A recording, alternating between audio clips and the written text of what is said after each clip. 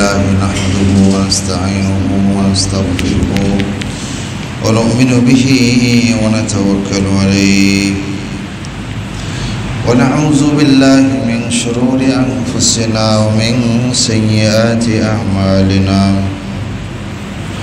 من يهد الله فلا مضل له ومن يضلله فلا هادي له ونشهد أن لا إله إلا الله وحده لا شريك له ونشهد أن سيدنا ومولانا محمدا عبده ورسوله الذي أرسله بالحق بشيرا ونذيرا وداعيا إلى الله بإذنه وسراجا وقمرا منيرا أعوذ بالله من الشيطان الرجيم بسم الله الرحمن الرحيم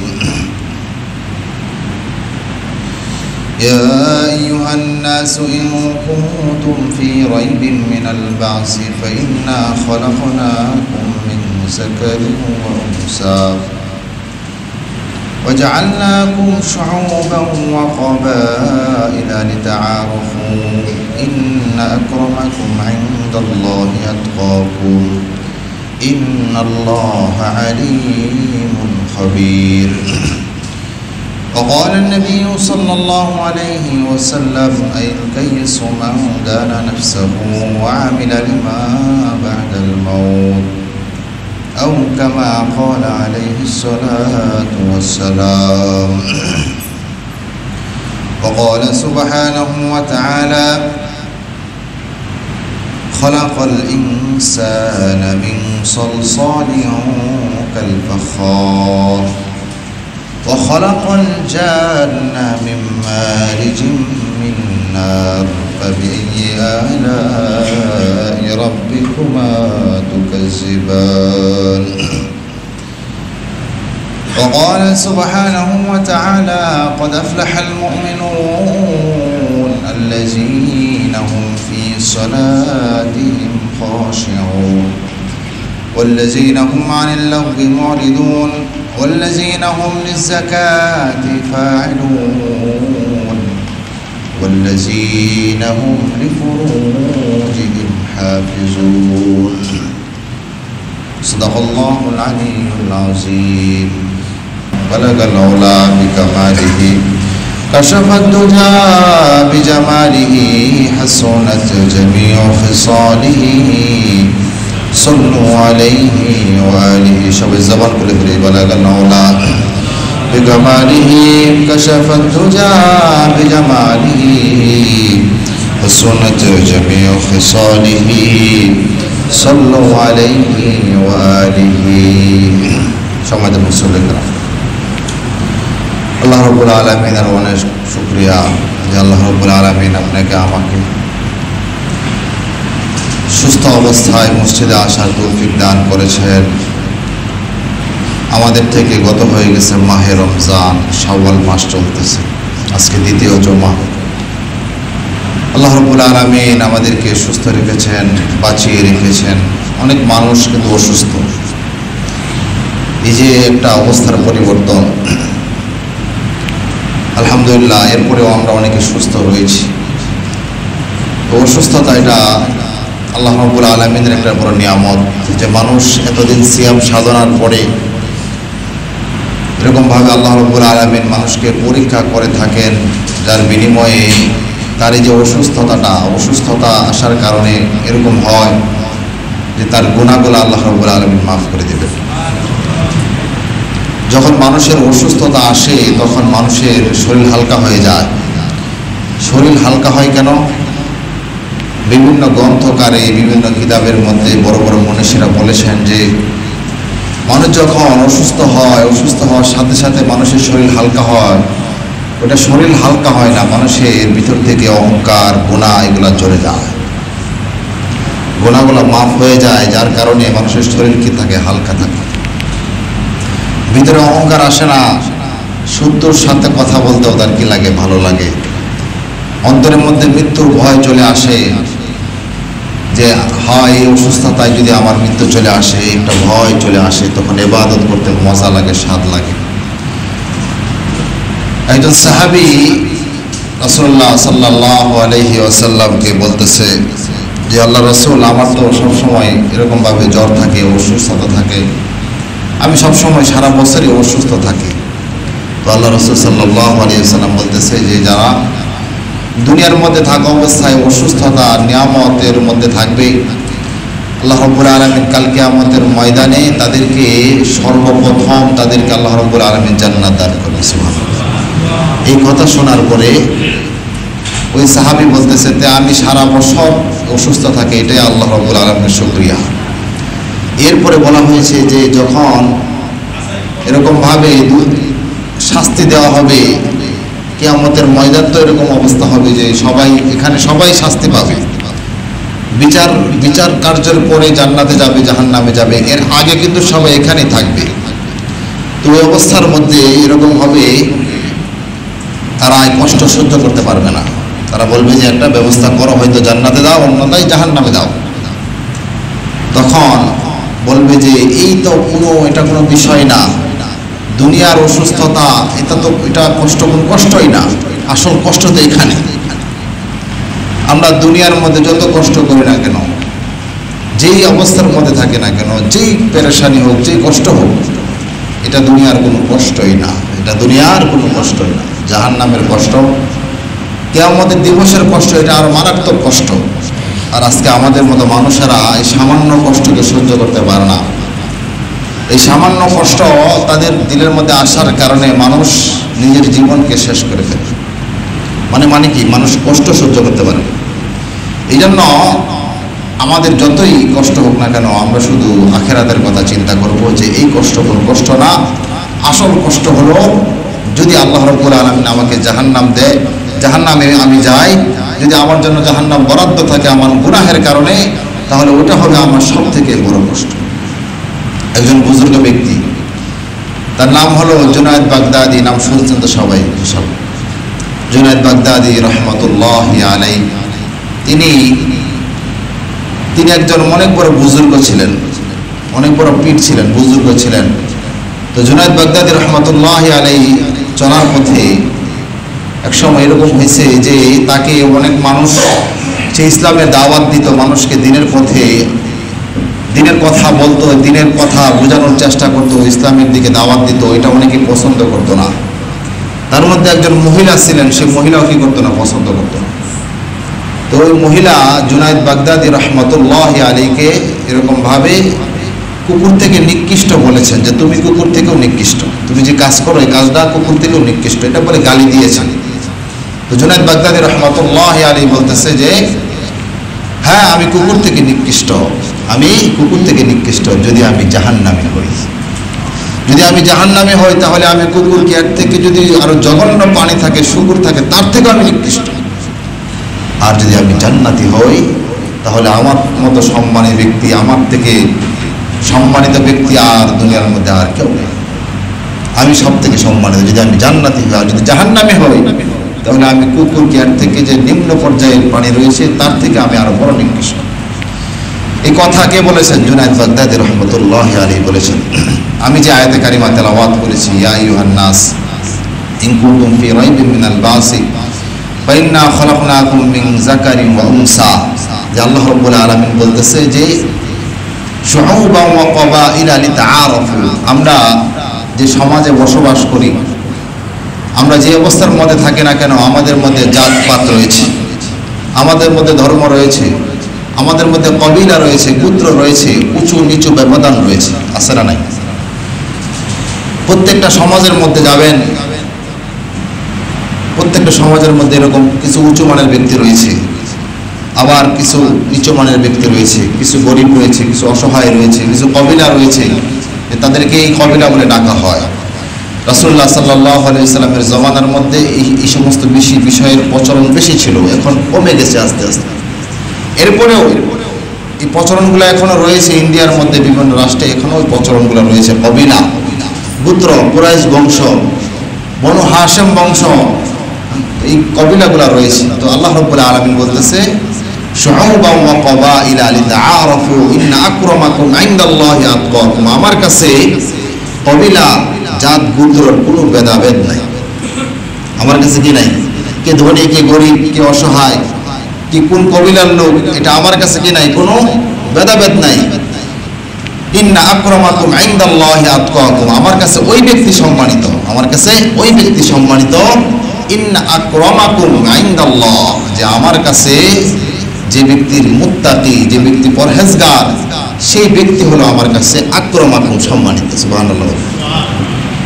তাহলে আমার কাছে ধনী গরিব অসহায় কোনো জাত গোত্রের কোনো ব্যাপার না। এটা শুধু দুনিয়ার মধ্যে আমরা করি, পার্থক্যটা আমরা দুনিয়ার মধ্যে করি, যে অমুকে অমুকের ছেলে, তাকে কিছু বলা যাবে না, অমুকে অমুক নেতার ছেলে, তাকে কিছু বলা যাবে না।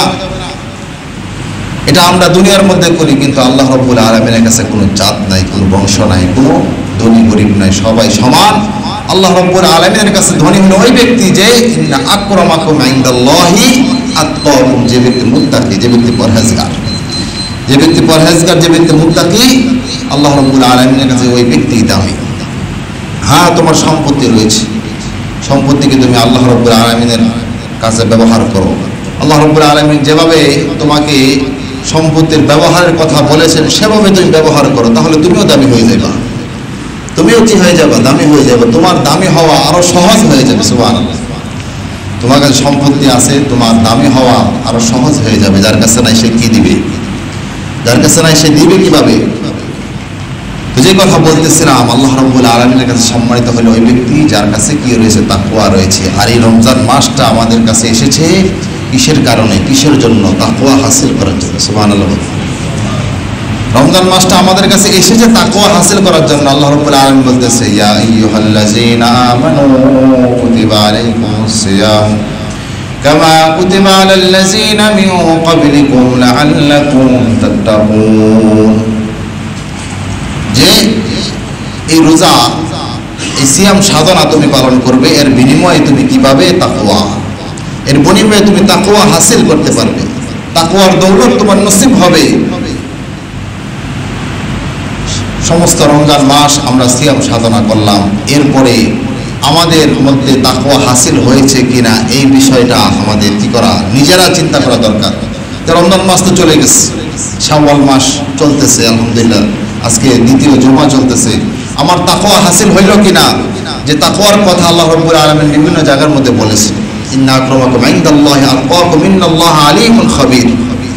যে তুমি এরকম ভাবে তোমার পোশাক আশাক, তোমার লেবাস, তোমার চলাফেরা, এগুলা আমি দেখবো না, তোমার দিলের মধ্যে কি রয়েছে তাকওয়া, এটা আমি দেখবো। তোমাকে দেখতে দেখা যায় অনেক বড় সুফি, তুমি অনেক দেখতে দেখা যায়, কিন্তু তোমার ভিতরটা কি? তোমার দিলের মধ্যে এরকম ভাবে শয়তানের ওয়াসওয়াসা রয়েছে, তোমার দিলের মধ্যে এরকম ভাবে গুনাহ রয়েছে, তোমার দিলের মধ্যে এরকম ভাবে নাপাকি রয়েছে, তাহলে তুমি প্রকৃতপক্ষে সেই তাকওয়া হাসিল করতে পারলেন। তাহলে আল্লাহ রাব্বুল আলামিন কোন ব্যক্তিকে বেশি পছন্দ করেন? যার দিলের মধ্যে কি আছে? তাকওয়া রয়েছে, তাকওয়ার দৌলত যার দিলের মধ্যে রয়েছে। সূরা আর রহমানের মধ্যে একটা আয়াতে কারিমা আমি তেলাওয়াত করেছি, খলাকাল ইনসানা মিন সালসালিম মিন হামাইম মাসনুন। হে মানুষ, তুমি যে অহংকার করো, তোমার শরীরের মধ্যে যে রক্ত মাংস রয়েছে, তোমার শরীরের মধ্যে যে এরকম ভাবে আমি উৎপন্ন করার বস্তু দান করেছি, এটা আমি আল্লাহ তোমাকেই দান করেছি এরকম ভাবে যে তুমি কোনো কিছুই ছিল না, তোমার কোনো অস্তিত্ব ছিল না। খলাকাল ইনসানা মিন সালসালিন কাল ফাখর, যে তোমার কোনো অস্তিত্ব ছিল না, একেবারেই তুমি কি ছিলে? শূন্য ছিলে। যখন আল্লাহ রাব্বুল আলামিন মানুষ সৃষ্টি করে, দুনিয়ার মধ্যে মানুষ সৃষ্টি করার সময় জিবরাইল আমিনকে পাঠায়, যে আদম আলাইহিস সালামকে সৃষ্টি করার পূর্বে জিবরাইল আমিনকে পাঠায় দুনিয়ার মধ্যে, জমিন থেকে মাটি নিয়ে আসো। কি নিয়ে আসো? জমিন থেকে মাটি নিয়ে আসো। জিবরাইল আমিন এসে যখন মাটি জমিনের মধ্যে এসেছে মাটি নেওয়ার জন্য, জমিন বলতেছে না, আমি মাটি দিব না, কারণ আমি একজন পরিপূর্ণ, মানে হলো একটা মানুষ হলো পরিপূর্ণ, হাত পা চোখ সবকিছু মিলিয়ে একটা পরিপূর্ণ মানুষ। ওখান থেকে একটা অঙ্গ কেউ দিতে যাবে না, একটা আঙ্গুল কেউ দিতে চাবে না। তো মাটিও বলতেছে যে আমি পরিপূর্ণ, আমি কি করব না, মাটি দিব না। জিবরাইল আমিন এসেছেন, জিবরাইল আমিন চলে গেছেন। এটা কিন্তু হাদিসের কথা। হাদিসের বর্ণনাকারী হলো উমর রাদিয়াল্লাহু তাআলা আনহুর ছেলে আব্দুল্লাহ ইবনে উমর। তিনি হাদিসটা বর্ণনা করেছেন। তিনি বলতেছেন যে রাসূলুল্লাহ সাল্লাল্লাহু আলাইহি ওয়াসাল্লাম বলতেছে যে জিবরাইল আমিনকে যখন প্রথমে দুনিয়ার মধ্যে পাঠায় মাটি নেওয়ার জন্য, মানুষ সৃষ্টি করবে আল্লাহ রাব্বুল আলামিন, তো জিবরাইল আমিন ফিরে যায়। তখন মিকাইল আলাইহিস সালামকে পাঠানো হয় দুনিয়ার মধ্যে যে তুমি কি করো, মাটি নিয়ে আসো। তো মিকাইল আলাইহিস সালাম যখন জমিনে আসে, জমিন বলবে না আমি মাটি দিব না, আমি হলো স্বয়ং সম্পূর্ণ, আমি স্বয়ং সম্পূর্ণ, আমি মাটি দিতে পারবো না। এরপরে আল্লাহ রাব্বুল আলামিন কাকে পাঠায়? কাকে পাঠায়? হযরত আজরাইল আলাইহিস সালামকে জমিনের মধ্যে পাঠায়। এটা হাদিস দ্বারা প্রমাণিত। আজরাইল আলাইহিস সালাম এসে জমিনকে বলে যে জমিন, আল্লাহ রাব্বুল আলামিনের হুকুম, তোমাকে মাটি দিতে হবে। এই মাটি দ্বারা কি করবে? আল্লাহ রাব্বুল আলামিন মানুষ সৃষ্টি করবে, আদম আলাইহিস সালামকে সৃষ্টি করবে। তখন জিবরাইল আজরাইল আলাইহিস সালাম যখন জমিনের মধ্যে আসেন, জমিন বলে যে না আমি স্বয়ং সম্পূর্ণ, আমি মাটি দিতে পারবো না। তো আজরাইল আলাইহিস সালাম বলে যে না, তুমি স্বয়ং সম্পূর্ণ মাটি দিতে পারবে না, কিন্তু আল্লাহ রাব্বুল আলামিন আমাকে আদেশ দিয়েছে মাটি নেওয়ার জন্য, আমি আল্লাহ রাব্বুল আলামিনের আদেশ পালন করতে বাধ্য, আমি মাটি নিয়েই যাব। কি বলছে? যে আমি আল্লাহ রাব্বুল আলামিনের আদেশ পালন করতে বাধ্য, আমি মাটি নিয়েই যাব। মাটি যতই কান্নাকাটি করেছে, যতই রোনাজারি করেছে, আজরাইল আলাইহিস সালাম এসে মাটি নিয়েই গেছে। সুবহানাল্লাহ। এজন্য আল্লাহ রাব্বুল আলামিন বলতেছে আজরাইল, তোমাকে মানুষের জান কবজ করার জন্য আদেশ করে দিলাম। যে মানুষের জান যখন তুমি কবজ করবে, যতই কাকুতি মিনতি করো, তোমার কি হবে না, মায়া হবে না। তো দুই তিনটা নবী ব্যতীত যত মানুষ দুনিয়ার মধ্যে এসে গিয়েছে, যতই রাজা বাদশা, যতই বড় ক্ষমতাশীল হোক না কেন, আজরাইল আলাইহিস সালাম এসে তার জানটা কবজ করে নিয়ে চলে গেছে। শুধু মুসা আলাইহিস সালাম, ইব্রাহিম আলাইহিস সালাম, আমাদের নবী মুহাম্মদ সাল্লাল্লাহু আলাইহি সাল্লাম কি করেছেন? প্রশ্ন করেছেন। এছাড়া কেউ কি করতে পারেনি? প্রশ্ন করতে পারে। তো আজরাইল আলাইহিস সালাম যখন মাটি নিয়ে যায়, তখন মাটি কিভাবে নিয়ে যায়? মাটি বিভিন্ন জায়গা থেকে মাটি নিয়ে একটা খামিরা তৈরি করে। বিভিন্ন জায়গা থেকে মাটির রং হয় কালো, মাটির রং সাদা। এই জন্য মানুষের মধ্যে এরকম আল্লাহ রাব্বুল আলামিন শ্রেণী বিভাগ করে দিয়েছেন। কেউ হয় কালো, কেউ হয় সাদা, কেউ হয় এরকম ভাবে মাটি কালার, কেউ হয় সাদাও না, কালো না, ফর্সা রঙের কালার হয় কি হয় না। এগুলা ওই মাটি থেকেই আল্লাহ রাব্বুল আলামিন সৃষ্টি করেছেন। তো মাটির মধ্যে এরকম মাটি ছিল যে মাটিটা দুর্গন্ধ, মাটির মধ্যে এরকম মাটি ছিল যে মাটিটা এরকম ভাবে দেখতে কুৎসিত। তো আল্লাহ রাব্বুল আলামিন মানুষের মধ্যে এরকম ভাবে শ্রেণী বিন্যাস তৈরি করেছেন। কেউ একটু রাগী হয়, কেউ একটু ভালো হয়, কেউ একটু ভদ্র হয়, কেউ একটু সহজ, ওই ব্যক্তি অনেক সহজ, তার কাছে গেলে সবকিছু হয়ে যায়। এরকম ভাবে মানুষের মধ্যে শ্রেণী বিন্যাস, শুরুর আকারটা ওখান থেকে ছিল। সুবহানাল্লাহ কইতেন আল্লাহু আকবার। তো আদম আলাইহিস সালামকে ওই মাটি দ্বারা আল্লাহ রাব্বুল আলামিন কি করছেন? সৃষ্টি করেছেন। এই মাটি দ্বারা যখন আল্লাহ রাব্বুল আলামিন আদম আলাইহিস সালামকে সৃষ্টি করলেন, সৃষ্টি করার পরে আল্লাহ রাব্বুল আলামিন বলতেছে সুম্মা খলাকনান নুতফা আলাকা ফাখলাকনাল আলাকাতা মুদগা ফাখলাকনাল মুদগাতা ইযামা ফাকাসাউনাল ইযামা লাহমা। জমিনের মধ্যে আমি এরকম ভাবে মানুষকে সৃষ্টি করেছি বিভিন্ন প্রকারে, বিভিন্ন আকারে, কালো সাদা, কিন্তু যতই আকার হোক, যতই প্রকার হোক, যতই ধনী হোক, গরিব হোক, কিন্তু আমার কাছে এগুলার কোনো কি নাই, কোনো ভেদাভেদ নাই। আমার কাছে কি নাই? কোনো ভেদাভেদ নাই। তাকে আমি সৃষ্টি করেছি বিভিন্ন প্রকারে। এটা একটা আল্লাহ রাব্বুল আলামিনের একটা পরীক্ষা। আল্লাহ রাব্বুল আলামিন কাউকে সাদা বানিয়েছেন, কাউকে সুন্দর বানিয়েছেন, কিন্তু আল্লাহ রাব্বুল আলামিন সবার ভিতর থেকে একটা কথা বলেছেন, খলাকনাল ইনসানা মিন সালসালিন কাল ফাখার। যে মানুষকে আমি যেরকমই বানাই, মানুষকে আমি যে অবস্থার মধ্যে সৃষ্টি করি, মানুষ হলো সব থেকে সুন্দর প্রাণী। আশরাফুল মাখলুকাত, যত মাখলুক রয়েছে সমস্ত মাখলুক থেকে মানুষ হলো সব থেকে সুন্দর, আশরাফুল মাখলুকাত। এটা আল্লাহ রাব্বুল আলামিন বলে দিয়েছেন। আরো বলেছেন ওয়ালাকাদ কাররামনা বানি আদম, ওয়ালাকাদ কাররামনা বানি আদম, মানুষ হলো সব থেকে সম্মানিত। তাহলে যেই কথা আমি বলতেছি, ইয়া আইয়ুহান নাস ইন কুনতুম ফি রাইবিন মিনাল বাসি, শুউবান ওয়া ক্বাবাইলা লিতাআরাফু ইন্না আকরামাকুম ইনদাল্লাহি আতকাকুম ইন্নাল্লাহা আলীমুন খাবীর। মানুষের মধ্যে যেরকমই হোক, কালো হোক সাদা হোক, তার দিলের মধ্যে যদি ঈমান থাকে, মুসলমান হয়, তাহলে আল্লাহ রাব্বুল আলামিন বলতেছে আমি কোনো কিছুই দেখব না, আমি শুধু তার দিলের অবস্থা দেখব, আমি শুধু তার তাকওয়া দেখব। আর এই তাকওয়া হাসিল করার জন্য আল্লাহ রাব্বুল আলামিন এই রমজানুল মুবারক মাস আমাদের জন্য প্রেরণ করেছেন। আর আমরা কি রমজান থেকে তাকওয়া হাসিল করতে পারলাম কিনা, এটাই আমাদের মুখ্য বিষয়। রমজান থেকে আমরা তাকওয়া হাসিল করতে পারলাম কিনা, এটা হলো মুখ্য বিষয়। আমরা রোজা রেখেছি, সিয়াম সাধনা করেছি, নামাজ আদায় করেছি, তাকওয়া হাসিল হয়েছে কিনা এটা কেউ চিন্তা করিনি। তাকওয়া হাসিল হয়েছে কিনা এটা আমরা কেউ চিন্তা করি নাই। এখন রমজান মাস আলহামদুলিল্লাহ শেষ হয়ে গেছে, এখন শাওয়াল মাস চলতেছে। তো শাওয়ালের 6টা রোজা গত জুমার মধ্যে আমি আলোচনা করেছিলাম যে শাওয়াল মাসের বিশেষ একটা আমল, সেটা হলো শাওয়ালের 6টা রোজা। আমরা যারা আলহামদুলিল্লাহ 30টা রোজা রাখতে পেরেছি, আমরা শাওয়ালের 6টা রোজা রাখতে পারবো না ইনশাআল্লাহ? 30টা রোজা রাখতে যারা পেরেছি, আমরা শাওয়ালের 6টা রোজা রাখবো। গত জুমার মধ্যে আমি আলোচনা করেছি 1 বছর রোজা রাখার সব আল্লাহ রাব্বুল আলামিন তার আমল নামার মধ্যে দিয়ে দিবেন। সুবহানাল্লাহ। এজন্য অনেকেই আমরা এখনো রাখা শুরু করি নাই। অনেকে বাড়িতে গিয়েছি, বিভিন্ন জায়গায় দাওয়াত টাওয়াত এদিক সেদিক যাওয়া হয়, তো রোজা রাখা হয় না। এখন যারা কর্মব্যস্ততার মধ্যে পড়ে গিয়েছে, আলহামদুলিল্লাহ আমরা নিয়ত করে ফেলি ইনশাআল্লাহ যে এখন থেকে আমরা কি করব, রোজা রাখা শুরু করে দিব।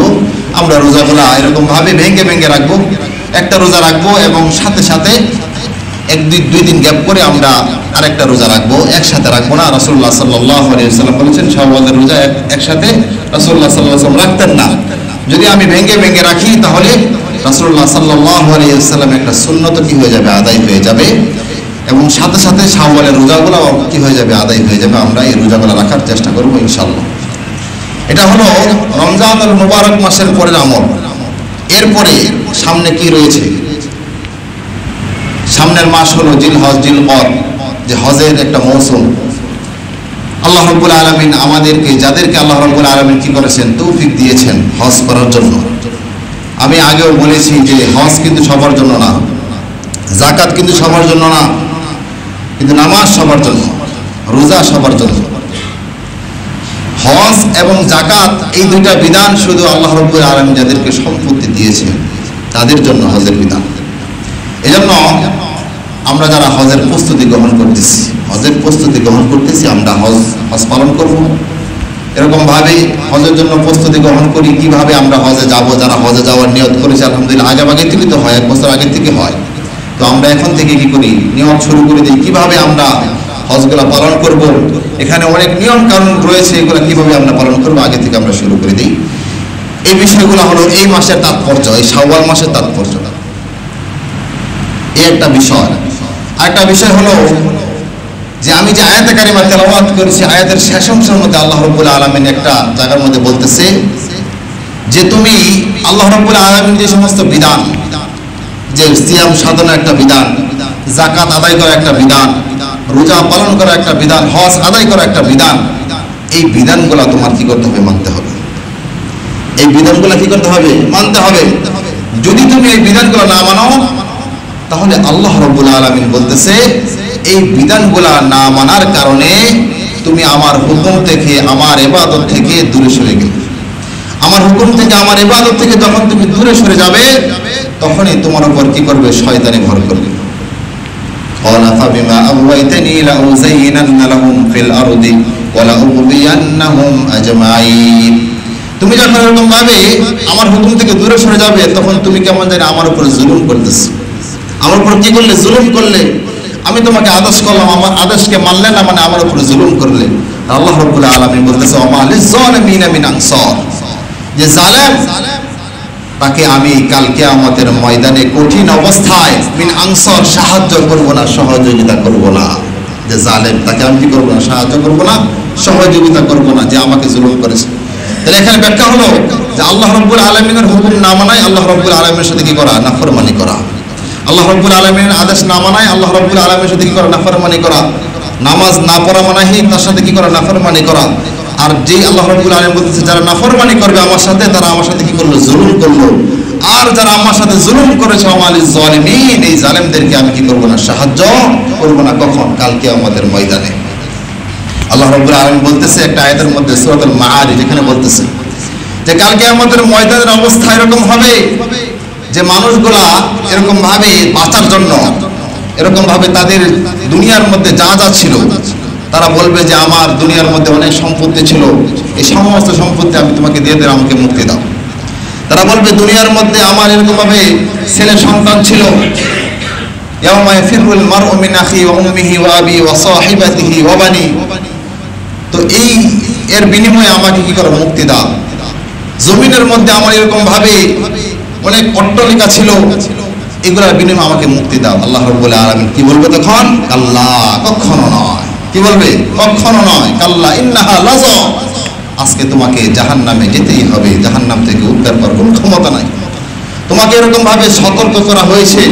সারা রমজান মাস আমরা কি করেছি, এই বিষয়ে আলোচনা করেছি। সারা রমজান মাস তোমাকে এরকম ভাবে সতর্ক করা হয়েছে, দেখো রমজান মাস এসেছে, সিয়াম সাধনার মাস, তুমি এরকম ভাবে আল্লাহ রাব্বুল আলামিনের আনুগত্য করো, তাকওয়া হাসিল করো। তুমি যদি তাকওয়া হাসিল করতে না পারো, তাহলে আল্লাহ রাব্বুল আলামিনের এই শাস্তি তোমার উপর অবধারিত। যখন কালকে আমাদের ময়দানে এরকম কঠিন অবস্থা হবে, তখন তারা বলবে যে বাঁচার আর কোনো রাস্তা নাই, বাঁচার আর কোনো রাস্তা নাই। তখন তাদেরকে জাহান্নামে যেতেই হবে। জাহান্নামে যাওয়ার পরে, জাহান্নামে হওয়ার পরে, যাওয়ার পরে 1000 বছর অতিক্রম হবে। কতদিন? 1000 বছর। এর আগ মুহূর্তে প্রত্যেকটা মানুষ শিকায়ত করতেই থাকবে, বাঁচার জন্য কাকুতি করতেই থাকবে, মিনতি করতেই থাকবে, চেষ্টা করতেই থাকবে। যেরকম ভাবে দুনিয়ার মধ্যে মানুষ যখন বিপদে পড়ে বাঁচার চেষ্টা করে, কি করে না, বিভিন্নভাবে বাঁচার চেষ্টা করে। আমার সম্পত্তি, আমার টাকা পয়সা, একটা পর একটা স্টাপ বাই স্টাপ আসতেই থাকে, এরপরে বাঁচার চেষ্টা করে। ঠিক তেমনি ভাবে এরকম ভাবে জাহান্নামে দেওয়ার পরেও তারা কি করবে, বাঁচার চেষ্টা করবে।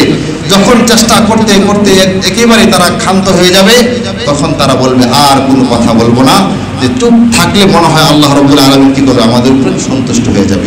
তো দুনিয়ার মধ্যে এরকম হয় কি হয় না, যে অনেক তাকে, আমার সন্তানটাকে অনেক বুঝাইলাম, এরপরে বোঝে না, এখন আর কোনো কথা বলার দরকার নাই, চুপচাপ থাকি, দেখি সে বুঝে কিনা। এরকম হয় কি হয় না? তো আমার ভাইকে অনেক বুঝাইলাম, আমার স্ত্রীকে অনেক বুঝাইলাম, বোঝে না, চুপচাপ থাকি, দেখি ঠিক হয় কিনা, ঠিক হয়ে যাবে, এরকম আমরা একটা আন্দাজ করি। ঠিক তেমনি তারাও একটা আন্দাজ করবে যে আর কিছু বলবো না, আর কোনো কথা বলবো না, এখন আমরা চুপচাপ থাকবো। তো 1000 বছর কি থাকবে, চুপচাপ থাকবে, শাস্তি ভোগ করতে থাকবে। 1000 বছর অতিক্রম হওয়ার পরে আল্লাহ রাব্বুল আলামিন বলবেন অনাফসাউ ফিহা, কি অবস্থা তোমাদের, কি খবর? কে বলবে? ওই যে ফেরেশতা, মালিক দারোগা, সে কি করবে, জিজ্ঞাসা করবে জাহান্নামী দিকে, এত চিল্লাচিল্লি করেছে, এত কিছু করেছে, হঠাৎ করে কোনো আওয়াজ বন্ধ, তোমাদের একেবারে কোনো আওয়াজ নাই, কি খবর তোমাদের? তখন তারা বলবে যে আল্লাহ, আমরা অনেক জুলুম করেছি, অনেক অত্যাচার করেছি, রব্বানা আখরিজনা মিনহা ফাইন ওয়াদনা ফাইন্না যালিমুন, এই শাস্তি থেকে আমাদেরকে বাঁচান। কথাগুলো নরম ভাষায় বলবে, ওই উত্তেজিত ভাষায় না। কথা বুঝে আসছে? নরম ভাষায় বলবে, আল্লাহ আমরা অনেক অপরাধ করেছি, জুলুম করেছি, আর করবো না এগুলা। তখন আল্লাহ রাব্বুল আলামিন বলবে ক্বালা ইন্নাকুম মাকিসুন, ক্বালা ইন্নাকুম মাকিসুন, থাকো এখানেই, তোমাদের অবস্থান এটাই। এই কথাটা যখন আল্লাহ রাসূল সাল্লাল্লাহু আলাইহি সাল্লাম যখন সাহাবায়ে কেরামদেরকে বলতেছে, তখন তিনি নিজেও চোখের পানি ফেলে কান্না করে দিচ্ছে। কি অবস্থা হবে, ক্বালা ইন্নাকুম মাকিসুন, যে তোমরা এখানেই থাকো, তোমাদের অবস্থানটা এখানেই, তোমরা এখান থেকে বের হতে পারবে না। আল্লাহ রাব্বুল আলামিন বলবে তোমাদেরকে সতর্ক করা হয়েছিল, এই কথাটা বলবে, এই কথাটা বলবে। কি বলবে? তোমাদেরকে সতর্ক করা হয়েছে, বহুবার তোমাদেরকে বোঝানো হয়েছে, তোমরা বোঝো নাই, বহুবার তোমাদেরকে সতর্ক করা হয়েছে। আমার কোরআনের মধ্যে প্রত্যেকটা পৃষ্ঠায় পৃষ্ঠায় শুধু সতর্ক সতর্ক, আনজিরনা আনজিরনা, রব্বানা আবসারনা ওয়া সামি'না ফারজি'না না'মাল সালিহা, আনজিরনা, সতর্ক আর সতর্ক, শোনো, দেখো, বুঝো, কত কিছু সতর্ক করা হয়েছে, এরপরে তোমরা কি করো নাই, বুঝো নাই, তোমরা বুঝো নাই, এখন থাকো, ক্বালা ইন্নাকুম মাকিসুন, আর কোনো কিছু করার নেই। দেখছেন? তাহলে তাদের যতটুকু চেষ্টা তারা করেছে, এরপরেও কি পার পেল না। আল্লাহ রাব্বুল আলামিন এরকমভাবে কঠিনভাবে শাস্তি দিবে। দুনিয়ার মধ্যে আমি যেভাবেই চলতেছি, আল্লাহ বলতেছে যে তোমাকে আমি ধরতেছি না, তুমি অনেক অত্যাচার নাফরমানি করতেছো, আমি তোমাকে ধরতেছি না। আমি যখন তোমাকে ধরবো তখন আর রেহাই পাবে না, আমি যখন তোমাকে ধরবো তখন আর রেহাই পাবে না। এই জন্য ভাই দোস্ত বুজুর্গ, এই দুনিয়াটা হলো আমাদের এরকম একটা জায়গা, এটা এখান থেকে আমি সব কিছু করতে পারবো, আমার গুনাহগুলোকে মাফ করাইতে পারবো, আমি যাদের উপর জুলুম করেছি, আমি যাদেরকে এরকম কষ্ট দিয়েছি, তাদের কাছে মাফ চাইতে পারবো, অবস্থান রয়েছে। কিন্তু যখন আমার চক্ষু বন্ধ হয়ে যাবে তখন আর কোনো সুযোগ থাকবে না, আর কোনো সুযোগ থাকবে না। তো মানুষকে এরকমভাবে এক ব্যক্তিকে কেউ যদি কারো প্রতি জুলুম করে, অত্যাচার করে, তাহলে ওই ব্যক্তিকে বোঝানোর মতো অনেক মানুষ থাকে। তাকে বোঝায় যে দেখো এটা করা ঠিক হয় নাই, এই কাজটা করা ঠিক হয় নাই, তুমি এটা কেন করেছো। তো ওই ব্যক্তি কি করে, ওই বুঝতে চায় না, কি করতে চায় না, বুঝতে চায় না, বুঝতে চায় না। এরকম সমাজের মধ্যে অসংখ্য অবনীত ব্যক্তি রয়েছে। এই জন্য আমরা আজকের এইখান থেকে শিক্ষা গ্রহণ করব যে আমরা কি করবো না, কারো প্রতি জুলুম করবো না, কি করবো না, কারো প্রতি জুলুম করবো না, অত্যাচার করবো না। কেননা যদি আমি কারো প্রতি জুলুম করি, আল্লাহ রাব্বুল আলামিন আমাদের প্রতি জুলুম করবেন। আল্লাহ রাব্বুল আলামিন কি করবেন, আমাদের প্রতি জুলুম করবেন। ইন তানসুরকুম ইয়ানসুরকুম, তুমি আমাকে সাহায্য করবে, আমি তোমাকে সাহায্য করব। তুমি আমার সাথে এরকম ভাবে জালিমি করবে, আমি তোমার সাথে এরকম ভাবে জালিমি করব। আল্লাহ রাব্বুল স্পষ্ট কথা, স্পষ্ট কথা। আল্লাহ রাব্বুল আলামিন বলতেছে ইন্না ওয়াদাল্লাহি হক, আমার ওয়াদা কখনো কি হতে পারে না, মিথ্যা হতে পারে না। আমার ওয়াদা কখনো মিথ্যা হতে পারে না, কখনো মিথ্যা হবে না। আল্লাহ যেটা কোরআনে বলেছেন এটাই সত্য, এটাই তোমাদের মানতে হবে। মৃত্যুর পরে আবার তোমাদেরকে পুনরায় জীবিত করা হবে, এটাই সত্য। তোমার যে অস্তিত্ব ছিল না, তুমি এরকম ভাবে পচা মাটি থেকে তুমি সৃষ্টি হয়েছো, তোমার কোনো অস্তিত্ব ছিল না। এরপরে আল্লাহ রাব্বুল আলামিন তোমাকে সুন্দর অস্তিত্ব কি করছেন, নিয়ে এসেছেন। এরপরে মৃত্যুর পরে আবার তোমাকে আবার জান দিয়ে আবার কি করবে, তোমাকে পুনরায় জীবিত করবে। আর এর মধ্যে তোমাকে যদি ছাই দিয়ে বাসানো হয়, সমুদ্রের মধ্যে তোমাকে টুকরা করে আগুন দ্বারা পুড়িয়ে ছাই বানিয়ে যদি এরকম ভাবে সমুদ্রের মধ্যে ভাসিয়ে দেওয়া হয়, শুধু আল্লাহ রাব্বুল আলামিন কি বলবে, কুন ফায়াকুন হয়ে যাও। শুধু এতটুকু বলবে, কি বলবে, কুন ফায়াকুন বলার সাথে সাথে হয়ে যাবে। এই জন্য ভাইদের বুজুর্গ, এই আমরা কারো প্রতি জুলুম করবো না, এরকম ভাবে অবিচার করবো না। আল্লাহ রাব্বুল আলামিনের হুকুমগুলো আমরা মেনে চলার চেষ্টা করবো তো ইনশাআল্লাহ। আল্লাহ রাব্বুল আলামিন আমাদের প্রত্যেকেই বুঝার তৌফিক দান করুন। আমিন আমিন। ওয়া আখিরু দাওয়ানা আলহামদুলিল্লাহি রাব্বিল আলামিন।